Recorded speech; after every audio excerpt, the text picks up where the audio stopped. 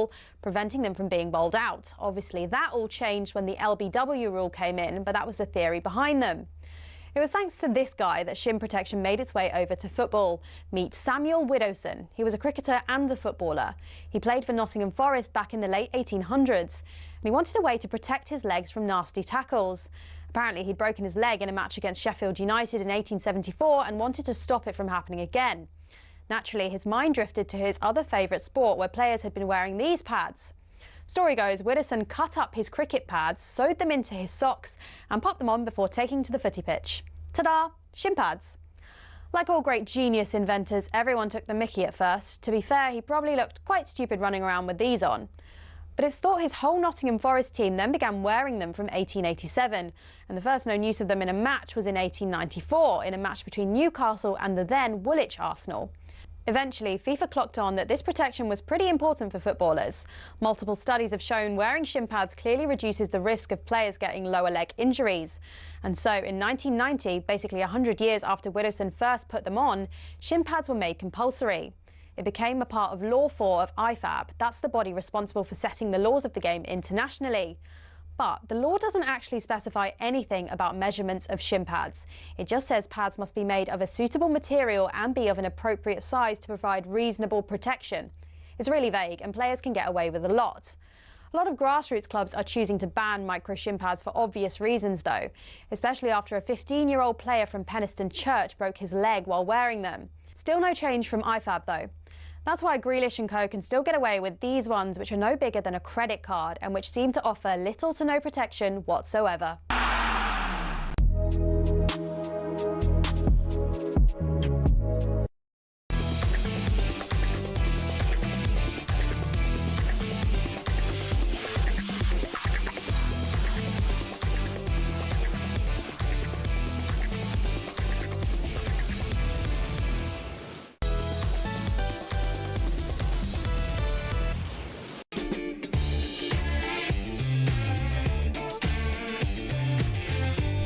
Good morning, this is the Early Breakfast with Adrian Flux, insurance for the individual. Find out more at adrianflux.co.uk. I'm your host, Max Scott. We've got a belter of an hour building up to talkSPORT Breakfast at 6 a.m. with Jeff Stelling. We'll be joined by the man who used to be Aston Villa's all-time leading goal scorer in the Premier League.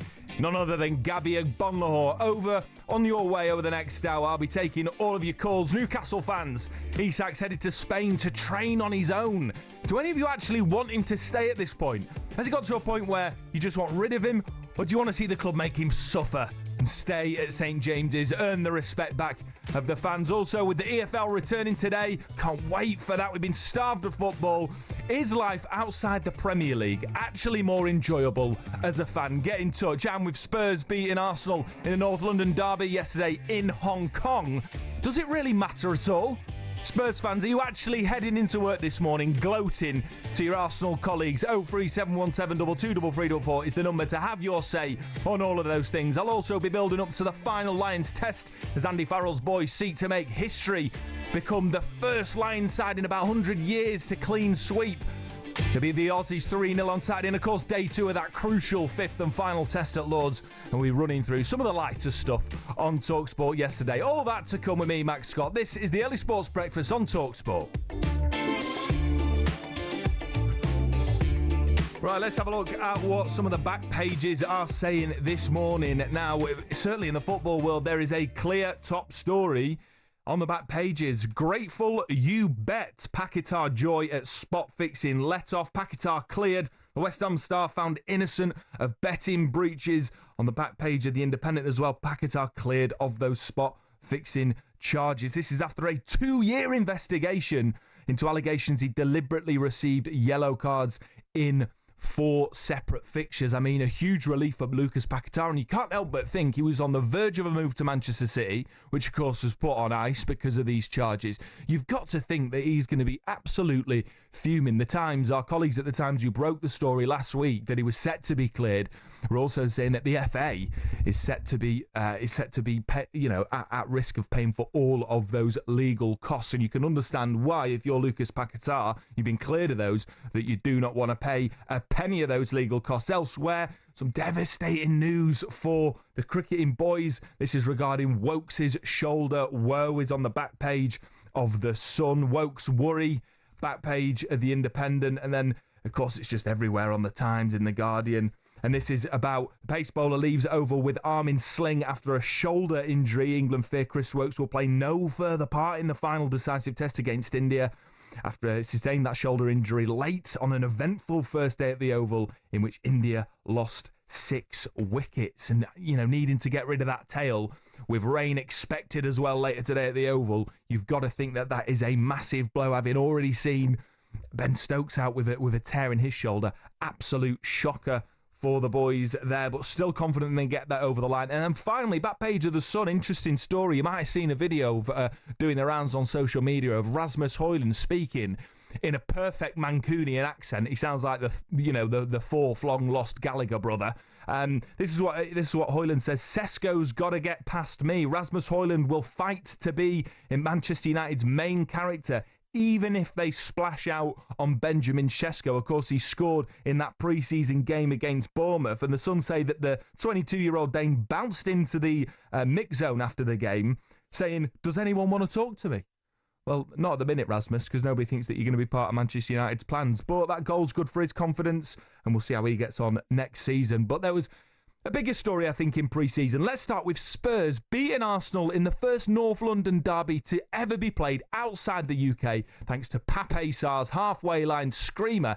And that, of course, was enough to get Jamie O'Hara to celebrate like they just won the league. Glory, glory, Tottenham Hotspurs.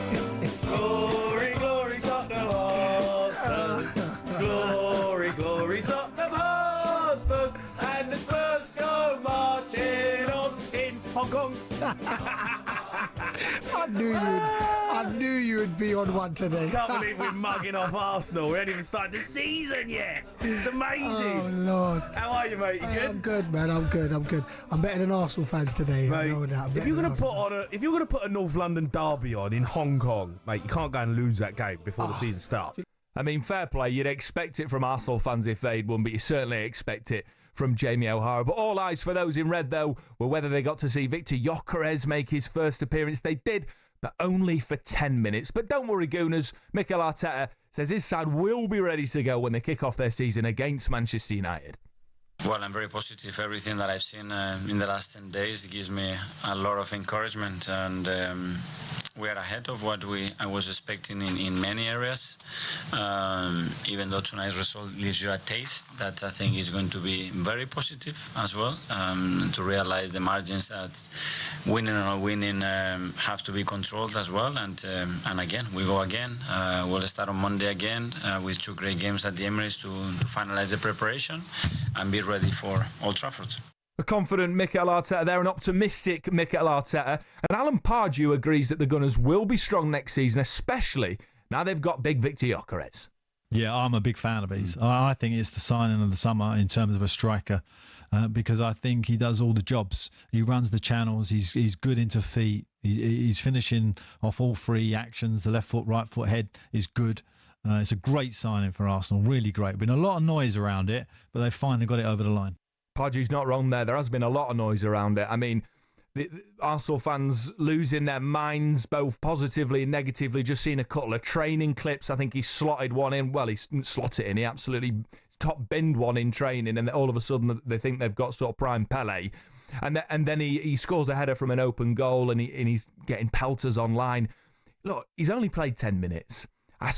We're so quick to judge players, but you can't help but think that if Victor Gyökeres probably has to score in the first 3 games of the Premier League season before the pressure becomes almost unbearable. And I know that's part and parcel of being an incredibly well-paid Premier League footballer with a big fan base like Arsenal, sort of Arsenal fans watching, and then, of course, fans from other clubs like Spurs wanting to tear that signing down. But personally, for me, Gyökeres, I think he's going to do well. I think he's going to get 16 Premier League goals, more if he scores or if he takes the penalties, but I don't know if he will with Bukayo Saka there. There's rumours potentially that Mikel Arteta will share the penalty load. But one thing I love about Xhaka is that he's had a journey, hasn't he? He's been at Swansea, he's been at Coventry, didn't work out at Brighton, he's gone and been an absolute bagsman over in Portugal. And I know that the Portuguese league's slightly different, but I'm excited to see him in the Premier League. And I must say, I hope he does well, but the pressure is on. Everybody's talking about him. He's only played 10 minutes. Well, let's move on to Spurs now. Of course, Thomas Frank's already done something that Big Ange never did, beat Arsenal. And the new Tottenham boss said afterwards that the win yesterday was as good as it gets. I think I've also been very clear this was not a friendly. It felt like a competitive match. I think if you saw it was competitive. If you played in, it was very competitive. But some of the bits we've been working hard on is a combination of the defensive organisation. So high pressure, middle and low. So there's clear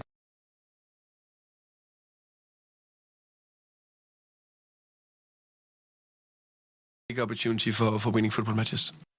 Thomas Frank very clearly saying clean sheet there. Well done, Thomas. But look, he's saying it's not friendly. Obviously, there'll be a little bit of extra needle. But I'm sorry, it doesn't mean as much if you're playing a North London derby in Hong Kong than if you play it in North London.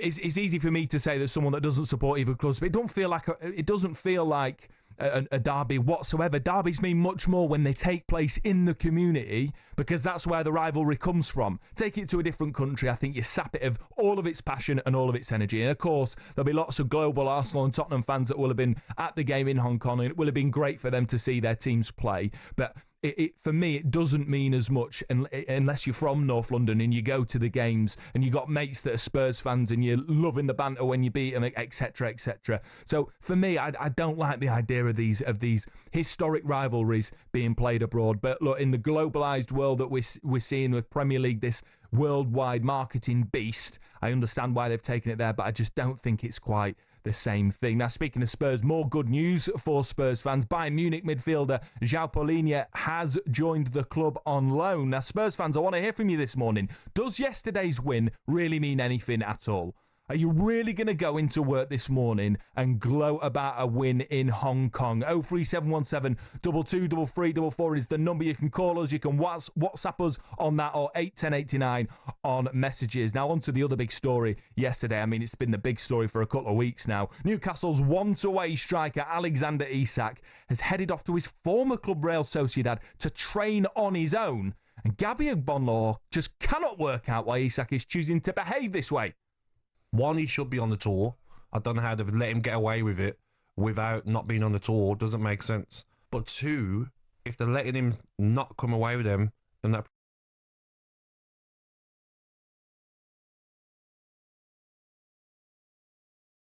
some of the younger players, you're training with them to keep your fitness, or you're with a fitness coach. To go to Spain, to your old club, I'm baffled by it. I can totally understand where Gabby's coming from, particularly as a former pro. Newcastle fans, it goes without saying, it's an absolute gut-wrencher that your star striker, in my opinion, the best striker in Europe at the minute, and by extension, the best striker in the world, that he wants out. I can understand why he wants out. Who wouldn't want to go to Liverpool at this point? They're at the peak of their powers. They've just won the 20th league title. And to my mind, I know Arsenal fans are pretty confident next season, particularly if they get Eberechi Eze. We might talk about that a little bit later. But they ain't got a chance in my mind. I think it's Liverpool will win the league again. It'll be their 21st. They've signed some absolute belters.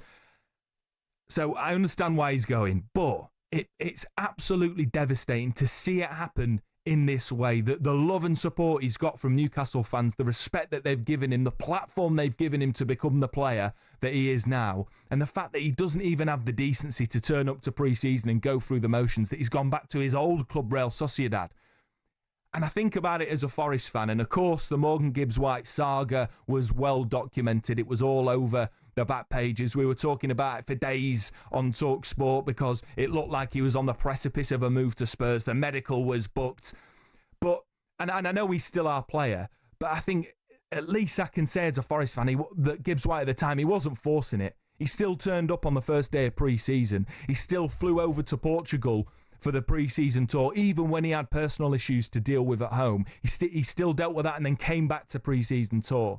And I think that that's going to make it a lot easier, fans, to Morgan Gibbs-White to return into the hearts of Nottingham Forest fans come next season. But with Alexander Isak and the petulance and the refusal and forcing it, and I know it's part of the game, and I know that he wants his move to Liverpool, and ultimately I can't blame him for wanting to go to Liverpool, but it must be absolutely devastating. Newcastle fans, give me a call. Are you fed up of Isak's behaviour?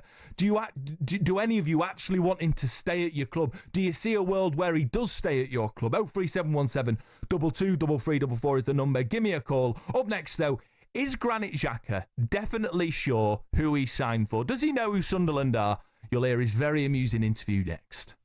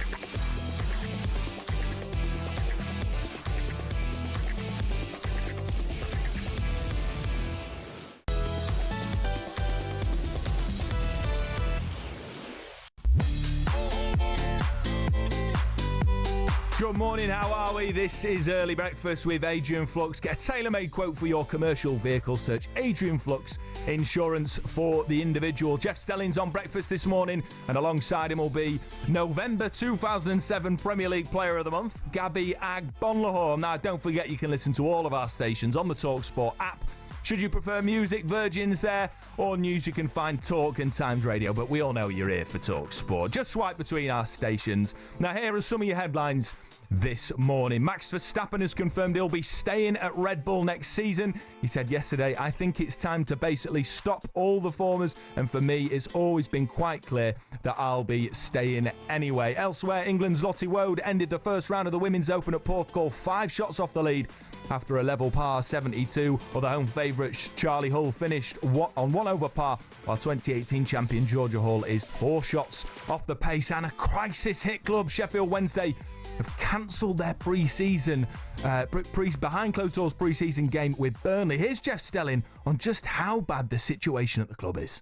The owner, Deshfon Chansiri, they're under a 3-window transfer embargo, repeatedly late paying staff. The manager's left, players are leaving, there could be a points deduction. They've been banned from opening the 9,000-seater North Stand. It could cost them 7 figures to repair. He wants £100 million for the club, won't sell it. What can we do to stop these sort of things happening? Well said, Jeff Stelling. I've got a lot of mates that Sheffield Wednesday fans. It's sort of, near where I live-ish. Did my masters at Sheffield.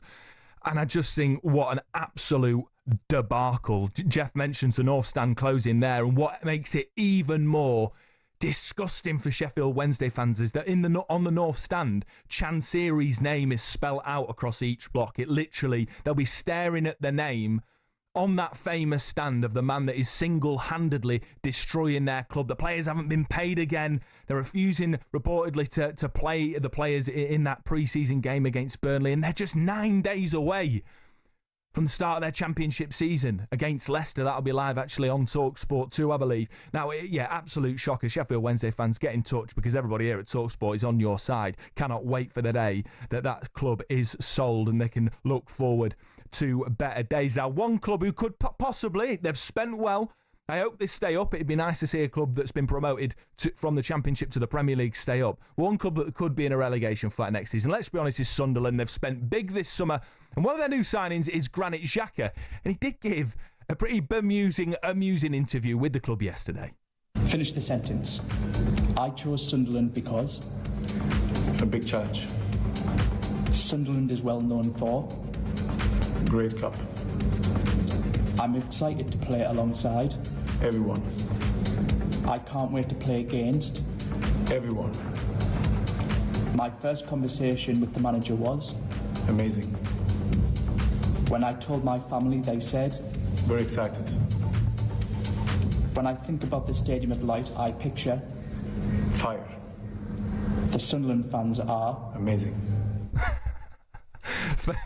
Fair play, Granit Xhaka. He's tried his hardest, but I think 5 of his 10 answers were all amazing. Excited to play in front of... Who are you excited to play with? Everyone. I've got a feeling that Granit Xhaka doesn't have a clue who he's going to be playing with next season. But fair play, Granit Xhaka. And what a signing, by the way, for Sunderland. I mean, if you're coming up from the Championship, you want to make it difficult to play. You want to make it difficult to play against, don't you? And Granit Xhaka is going to be an absolute menace, and I think that he'll become a fan favourite of Sunderland, the club that at the minute I'm not quite sure he knows a lot about. Right, it's time now to look at the back pages with Nick Ellaby. How are you doing, Nick? Morning, mate. Yeah, not too bad at all. Happy Friday. A little bit concerned about the England cricket team, but apart from that, I'm all right. Do you reckon they can get it over the line without Wokesy? I think this is going to be pretty tight. Like, you know, it's one of those series that is pretty much defining for Ben Stokes and Brendan McCullum. You know, if they win it, 3-1 looks dominant over India. But if they draw 2-2, you know, and they're also looking at this injury to Chris Wokes, we'll talk about in a minute. I think that then sort of takes away a bit of that momentum they've seemed to gain this summer going into the Ashes this winter. Yeah, absolutely. It seems like, you know, the odds will shift, won't they, for the Ashes, depending on what happens over the next few days at the Oval. So what have you got for us on the back pages? Well, first of all, Chris Wokes' shoulder injury, agony for Wokes on the back of the Daily Mail. In the Mirror, hit and Chris for England. That's sort of talking about England's wayward bowling, as well as some good stuff from Gus Atkinson. Bitter break for Wokes on the back of the Daily Express. Near the end of play yesterday at the Oval, he dived for a ball near the boundary and shouted out in pain. You could see, I mean, there's pictures of his face on the back of some of the papers. Didn't look good at the time. And we think that he's actually dislocated his shoulder. Gus Atkinson saying yesterday he doesn't think he's going to play any further part in this test match, which means England's already makeshift attack is now a bowler down, which they got three seamers. Gus Atkinson, who hasn't played for a couple of months.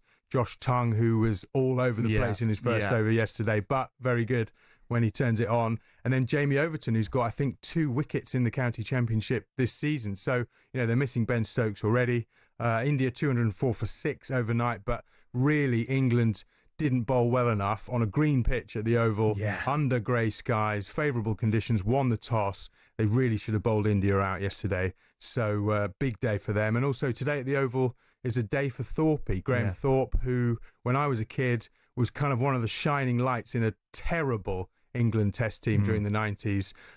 So it's a day for the fans to remember him. Everyone, I think a lot of people at the Oval will be wearing headbands, kind of iconic look that Thorpe used to play. Such a good batsman, like a left-hander. We all love left-handers in every sport, don't we? There's something about them that just looks classy.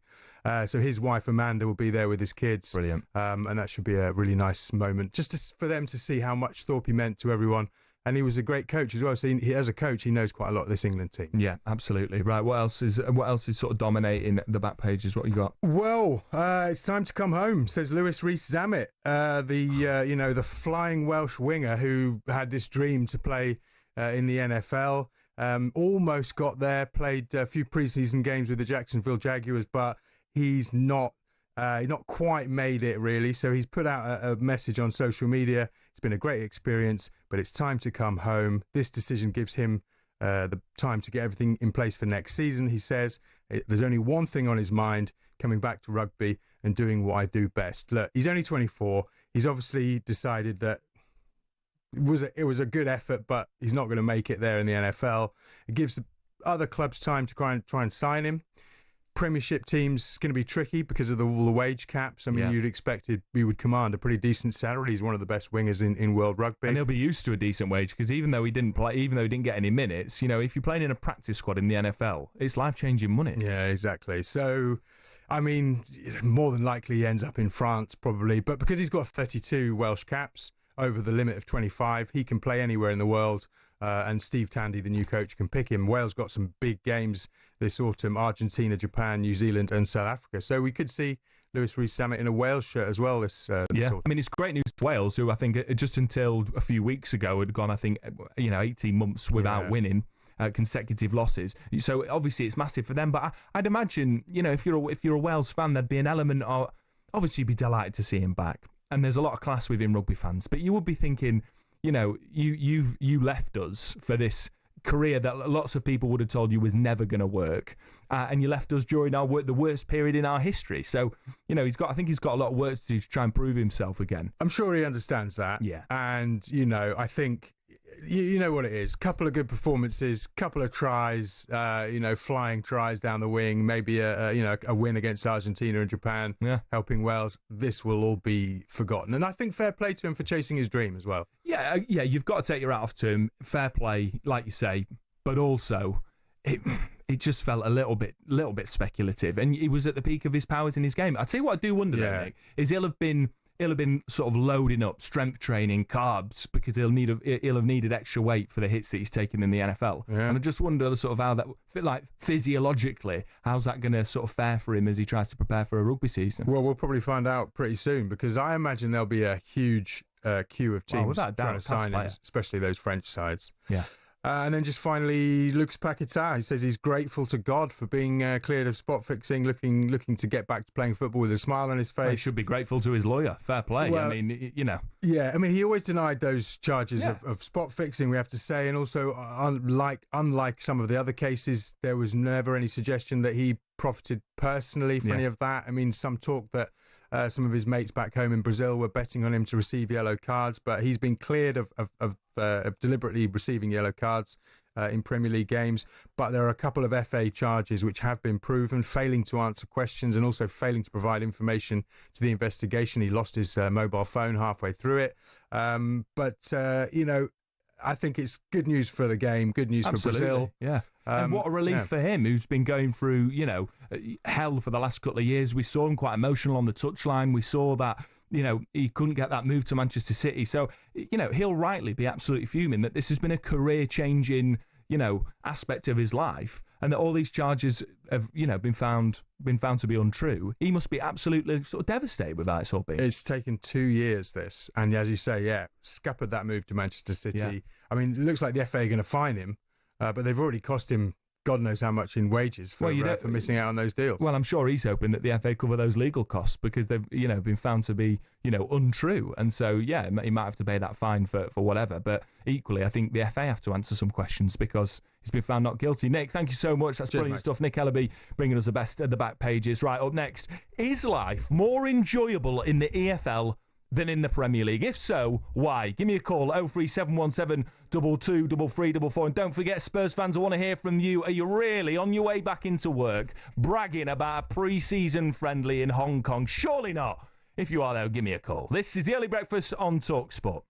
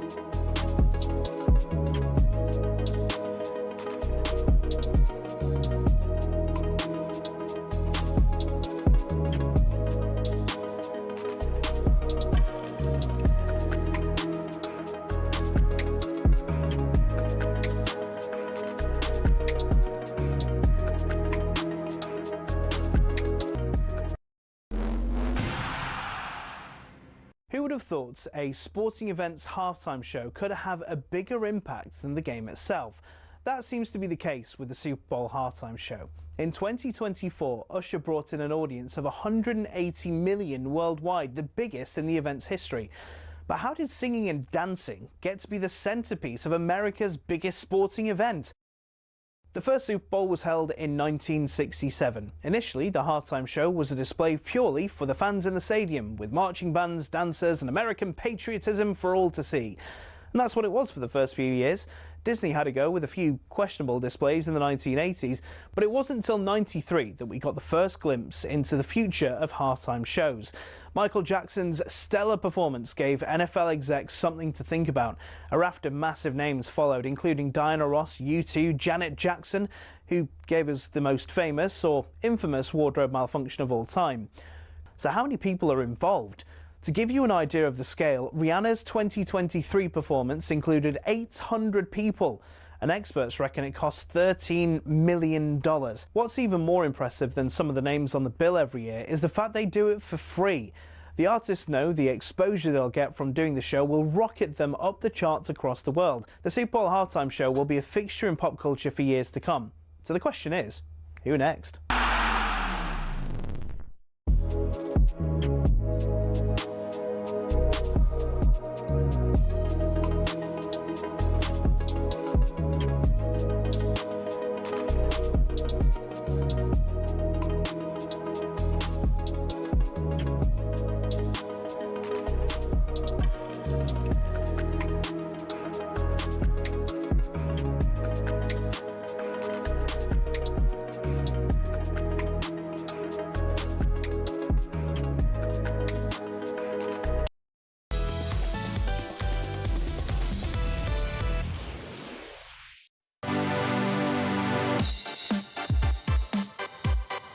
Good morning, this is the Early Sports Breakfast with Adrian Flux, the cover you need at a price you will love with What Vans Insurer of the Year 2021. Find out more at adrianflux.co.uk. Don't forget as well, you can watch the show and all talkSPORT shows on your smart TV and YouTube.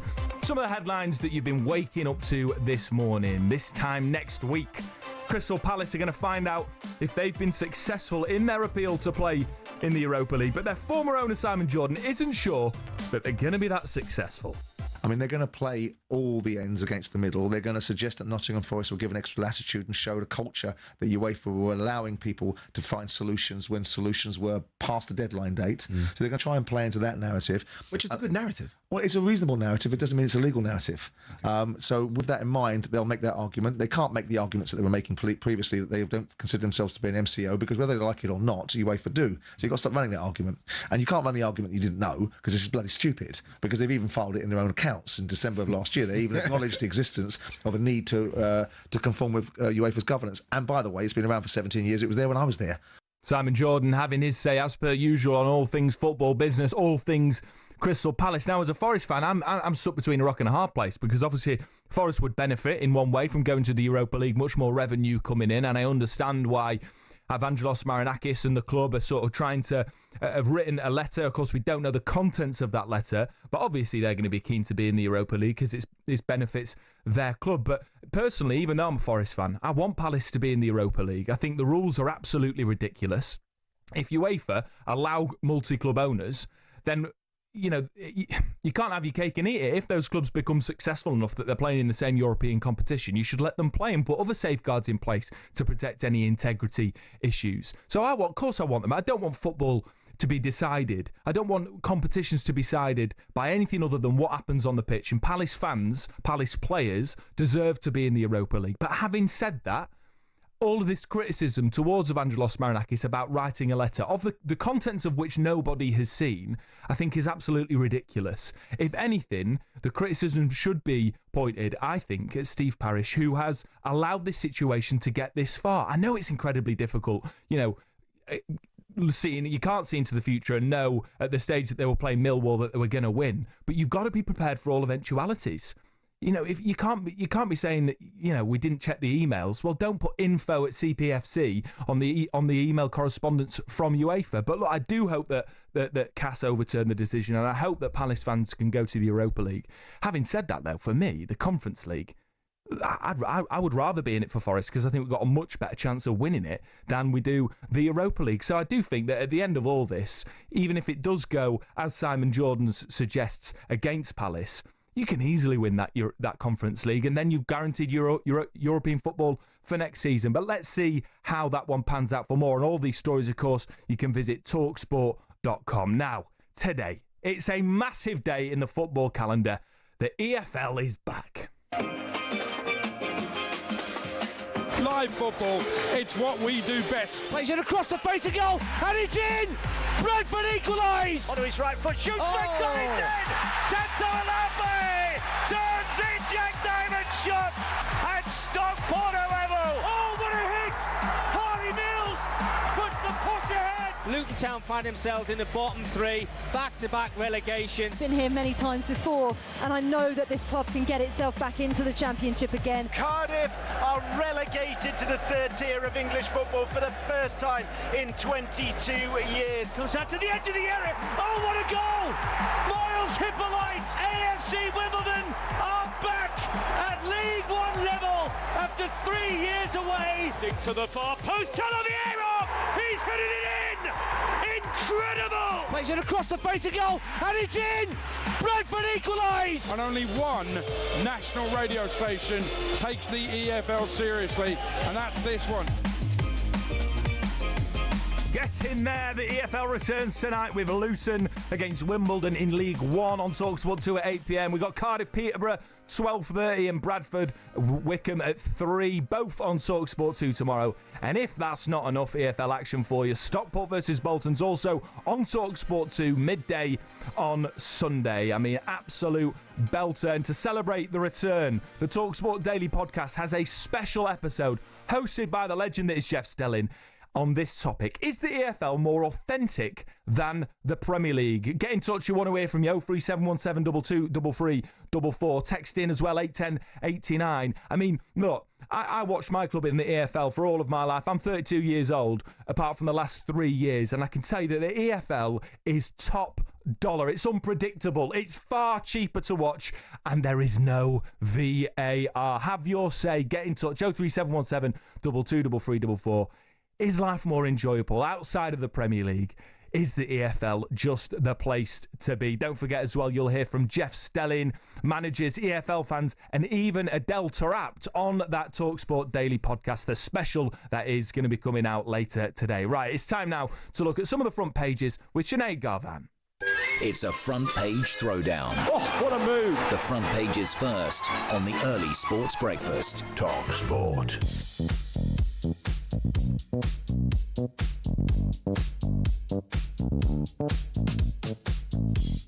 Delighted to welcome in my mate, my colleague, none other than Sinead Garvan, who's been at... What festival have you been at?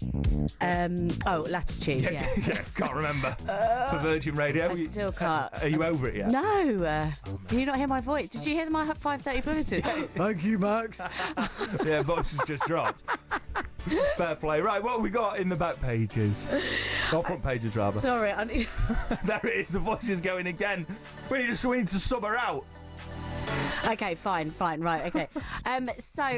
There's new research about what time people finish work on Friday. Right, okay. If you have a sort of 9 to 5 job, okay? Yeah. But actually, during the summer months, people are tending to clock off about 3, which I think's fine. Yeah, fair play. Why not? Fair play. So, and it's all to do with broadband, like, data, like, usage. So they see that it's massively dropping between 3 and 5 p.m. on a Friday. So we're being spied on, basically. Yeah, but lots of people are asked about it. 59% said they don't feel guilty about leaving at 3. Too right. No. 61% said they felt they earned it. 10% take their laptop to a pub garden and just like finish off the last few emails, or just keep the mouse moving. Yeah, exactly. Or schedule your emails. Yeah, exactly. And then 30% of 18 to 24-year-olds say they'll actually just get in the car at 3 p.m. and have someone else drive, and they'll do a little bit of work while they're travelling to wherever they're going for the weekend. But it's only the summer months. Yeah, you've got to enjoy it. And last summer was absolute awful, wasn't it? There was no sun, it was raining all the time, and at least I know the weather's not too great today and yesterday, but we've had a good summer so far. You've got to milk it in this country. Exactly. You've got to go enjoy yourself. But speaking of work, Stephen Fry says that we should leave all jobs to robots. All right. Well, Humans were not meant to work. I agree. Yeah. But unfortunately, Stephen, we're not all multi-media comedians, actors, authors, presenters like you. So we have to do the jobs that you'll never do, mate. No, but I do get what he means. Like, surely the invention of robots should be for doing all the jobs we don't want to do, so we can do the fun jobs rather than taking away all the creative jobs, the like fun stuff. But who's going to be paying us to do fun jobs? People. I don't know. I love the idea, Stephen. I mean, and Stephen Fry, by the way, absolute legend. I love the idea, but how does that work? So if sort of, I don't know, the menial tasks are being done by robots. Yeah. How do we get paid? Or because that's my fear. We get replaced by robots, and then we all become sort of, Yeah, but it'd be like the robots would just be like, in your house, like cleaning and washing and cooking and But then they'll also, a bit like the Wi-Fi, they'll be listening. They'll be gathering data. Well, what are you saying that you don't want people to hear? No, I don't want robots to hear the private conversations that I have. No. Robot will become your friend, maybe even your girlfriend. I've already got one. I've already got one, thanks. Well, they're going to replace everything, aren't they? Now, this I think is quite a sad story, actually. What do we call them? Zedders. Gen Zs. Gen Zs. I don't like this Gen stuff. I don't I don't even know what I am. I was born in the early 90s. What am I? Am I Gen Z? A legend. Yeah. Absolute boy out. Yeah, I'm definitely not one. I don't even know how to say it. Well, they have rated Love Island as the top cultural moment of the year, like above Wimbledon, Glastonbury, the Women's Euros. The most iconic moment is on Love Island. And I'm no hate for Love Island, whatever, but come on, that's not the best thing that's happened. That is concerning for the future of this country. Yeah, that's why we need the robots. The peak of culture isn't the Lionesses, isn't the Lions about to go on, perhaps make history with 3-0 series. Of course, we've got that live on talkSPORT Saturday morning. What a plug that is. But the fact that He's a professional. The fact that Love Island is the height of culture is a sad moment. It's a sad day. It is. Now, finally, they did the What's the Most Popular Boys and Girls Names for Newborn Babies. Yeah. But more interestingly, I found out where our names. Okay, I love that. Do you know how many babies were called Max in the past year? Ooh, I don't know, 10,000? No. No, you're not that popular. 1,140. Yeah. How many Sineads? How many? I'm going to say... How many Maxes were there, sorry? 1,140. Sineads? Yeah. 500. 6. 6? Rarefied air, Sinead Garvan. I know. I don't mind that, though. No, I like to be... Well, there's only one Sinead Garvan in the world. How do you know that? Because no one can find another one. What, because on your Facebook search you couldn't find one? Just because I haven't got Facebook today doesn't mean. I might have ChatGPT, they never get anything wrong, do they? Honestly, there's not another one. I had a whole newsroom looking once. No one could find one. So it is fair to say the one and only Sinead Garvan. That's amazing. It is good, isn't it? Oh, well, congratulations. Thank you very much. That was the one and only Sinead Garvan with the very best of the news this morning. What a news agenda we've got. Right. Thanks, Sinead. Absolute legend. Right, up next, we're going to be building up to what could be an historic weekend for the Lions. Are we about to whitewash the Aussies?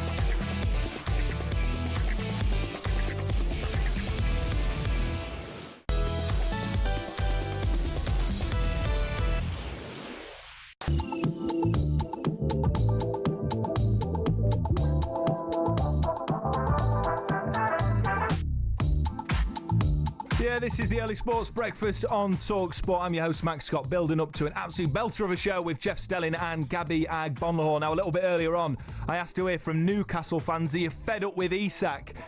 Delighted to say Michael has given me a call. Michael, where are you at with this? I mean, do you want him to stay? Do you want the club to keep him, make him suffer, or do you just want rid of him? Well, do you know what it is, right? I've been on a couple of your stations, actually. It's been... I listen to you, you know, most of the day, like, and spoke to Gabby yesterday about this, and look, the thing is, I've never known in my lifespan anything like this actually go on at Newcastle, if I'm honest with you, like, to actually pull out of the tour and then go back to your old club and train. Yeah. I mean, to be honest with you, mate, right? I'm in my early 50s. I'm lost for words. Yeah, mate. Honestly, I've never ever known anything like this in my life. Yeah, no, look, I totally get that, Michael. I agree with you. You know, and I know we live in a world where players have the power because they're paid so much money. I totally understand why Isak wants to go to Liverpool. I do, but it's also the why. But you've given him so much, haven't you? As fans, you'd think he'd have a little bit more respect for you. Do you know what it is, mate? I said this to Gabby, right? And he actually had me back. I was quite surprised. Yeah. You know, we scouted the lad. We brought him over here, and he knew who he was. Yeah. Yeah. You know, we spent a lot of money on him. We gave him a shot. And like I said, you know, he set the league on. Like, the lad is an absolute gifted footballer. There's no two ways about that. But don't bite the hat. You certainly don't treat people the way he's treating Newcastle United when we give him the opportunity. Yeah. If he wants to go, mate, I'm all for it.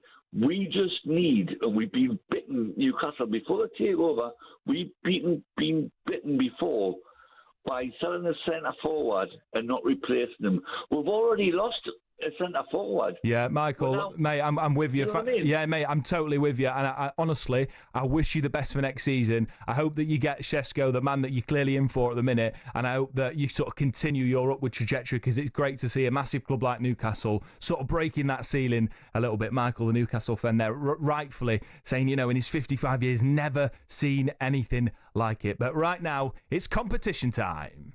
10K for Coldplay. Yeah, Coldplay are back at Wembley this summer. We got a huge VIP prize up for grabs for one lucky listener. We're giving you the chance to win 6 tickets in a private box for you and your mates on August the 22nd with full hospitality. Plus, we're chucking in 10 grand spending money completely tax-free. Here's how to enter. 18 plus, UK excluding Northern Ireland. For a chance to win, text the word WIN to 83338 by the 4th of August at 11 p.m. and you are in the draw. Text costs £2 plus one standard network rate message. You must have the bill payer's permission or post your name and number to Coldplay Competition, PO Box 3190, Colchester CO2 HGP, to arrive by 5 p.m. on the 7th of August. This is a talkSPORT limited promotion run on talkSPORT, Talk and Virgin Radio UK stations. Full T's and C's at talksport.com. Right now, the Lions, the British and Irish Lions, led by Andy Farrell, could create a little bit of history. It's massive history tomorrow morning, and of course it's right here exclusively on talkSPORT. Hugo Keenan to the left hand side to win it! Hugo Keenan scores the try! The British and Irish Lions have won their first series in 12 years. He's lads have dreamed of being a British and Irish Lion all their lives. Dramatic finish like that to win the series is what dreams are made of. 1974, isn't it, since the Lions team's gone to Series 1 unbeaten. The man that's led the Lions to this first series win in South Africa since 1896, Willie John McBride. Every player in 74, nobody was going to be second best to anybody. It was as simple as that. We were going to be number one. When we met, Big Faz made the call. He wants us to go out here and win everything.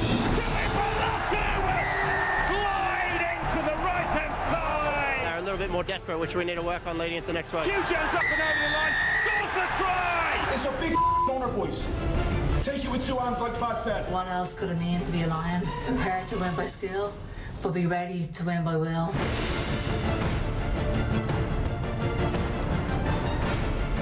So, if Andy Farrell's men make it 3-0 tomorrow, it'll be the first time the Aussies have been whitewashed at home in nearly 100 years. And the Lions coach himself spoke to the media yesterday, including talkSPORT's very own Alfie Reynolds. Have a listen to this. Andy, Lions teams leave legacies, especially winning Lions teams. How important do you think winning this series 3-0 is for the legacy that your side will leave? Well, it's something that we've talked about from day one, and again, we've put ourselves in a position to put that on the line. So that's why it means so much to us. I hope the Lions cannot wait for that. I must say, we had that talkSPORT dugout. We had the question: what's the nation's second favourite sport? And in the past couple of years, rugby's overtaken cricket for me, and I think the Lions are the absolute peak of that. It'd be great to see them. Great to see them make history. And of course, we hope that the Aussies, like they showed up in the second test, show up in the third test and give it a good go. Right? Don't forget, you can hear that Lions. The prospect of them completing that historic whitewash down under live and exclusively right here on talkSPORT coverage gets underway at 10 with our blockbuster cast kickoff at 11 a.m. Right, let's run you through some of the lighter moments from yesterday on talkSPORT as we build up to breakfast, getting underway from 6. Yeah, let's start with Andy Goldstein on drive, hammering a grown man just for wearing a plaster. He's about 28, right? He's about 28. Yes, good lad. Yesterday he was in the office and he had a pair of shorts and it was hot, it's fine. Yeah. On his shin, he had a plaster. And I went, what you got? Cut himself. I said, what's that for? He went, I cut myself. And I went, no grown man has a plaster. Really? Unless it's a finger thing, right? Unless it's either you've got something under your toes, right? Like you've worn a bad pair of shoes, it's giving you a blister. Or you've something on your feet. Who's putting a plaster on a shin? I think that's a bit harsh from Mr. Goldstein. We're talking about the most manicured, pedicured man that loves a bit of collagen on his face that I've ever met. And he's having to go at someone for wearing a plaster. I reckon he had a little shin cut. I mean, he'd be sticking a plaster right on that. Really harsh from Andy Goldstein there. Now onto the sports bar. The strongest footballer of all time, Adebayo Akinfenwa, revealed that the one player he wouldn't have a scrap with, Big Dunk Ferguson. So they give me a list of footballers. Yeah. And out of all of them, I was like, Dunk can stay over there, brother. Dunk can stay over there, brother. I don't want no smoke with you, Dunk. It's cool. But I hear the stories. When man them try and rob him, he sat both of them down and said, you ain't going nowhere. Police will come see you, and they stayed. I don't want none of that. Hey, brother, I'm a lover, not a fighter. Fair play. I mean, there's not many people I'd fight. I'm a lover, not a fighter. But Big Dunk Ferguson, wow. I don't think there's anyone in this country that would be stupid enough to have a scrap with him. But fair play Akinfenwa, because you won't pick a fight with him either. Right, here's what's coming up on breakfast with Jeff Stelling and Gabby Agbonlahor this morning. Yep, they're going to be joined by Lucas Paquetá's lawyer after the West Ham midfielder was cleared of his spot-fixing charges. 49-year-old Jamie Curriton will tell the boys just why on earth he is still playing football. Lots to be said about this. 2 years of his career impacted. That move to Manchester City impacted. You know, it's going to be an absolute belter to hear from him and how that plays out in the coming weeks. 1991 snooker world champion and huge Everton fan John Parrott is also going to join them, giving his views on the Toffees this season. And of course, they'll build up to what could be a historic morning for the Lions tomorrow with Wallabies legend. He's absolutely blockbuster, Matt Gitto. The whitewash is coming. Right, you've been listening to Early Breakfast with Adrian Flux, insurance for the individual. Find out more at adrianflux.co.uk. Do not go anywhere. Jeff and Gabby Agbonlahor up next.